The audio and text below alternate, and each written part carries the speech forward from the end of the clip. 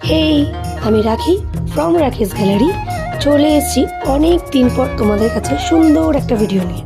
শীতকালে কারোর যদি কম বাজেটের মধ্যে কোথাও ঘুরতে যেতে ইচ্ছা করে দুদিনের জন্য, তাহলে পুরুলিয়া ট্রাই করতেই পারো। আমরা তো গেছিলাম এই শীতে পুরুলিয়া বাইকে করে।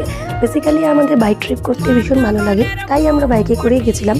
কিন্তু তোমরা যদি মনে করে থাকো কেউ যদি ট্রেনে করে যেতে চাও, তাহলে তোমরা ট্রেনে করেও যেতে পারো। বড়বন স্টেশনে নেমে টোটো অটো ধরে লোকাল গাড়ি করেও তোমরা পুরুলিয়া ঘুরতে পারো।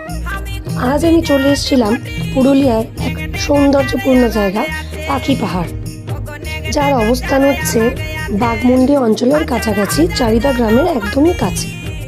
পাখি পাহাড়ের নামকরণের কারণ একটাই, ওই পাহাড়ের গায়ে প্রচুর ছোট ছোট পাখি আঁকা রয়েছে।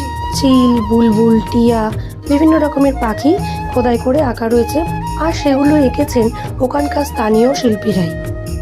এছাড়া চারপাশে রয়েছে ছোট ছোট টিলা, মহুয়ার বন, লাল মাটি, যা পাখি পাহাড়ের একটা অদ্ভুত সৌন্দর্যপূর্ণ রূপ তুলে ধরেছে।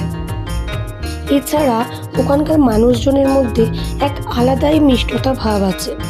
যাই হোক, সেটা তোমরা না গেলে, না মিশলে বুঝে উঠতেই পারবে না। আমি তো পুরুলিয়া গিয়ে খুব এনজয় করেছি। আবার যদি কোনো সময় সুযোগ পাই, তাহলে আমি আবারও পুরুলিয়া যেতে চাই। টাটা।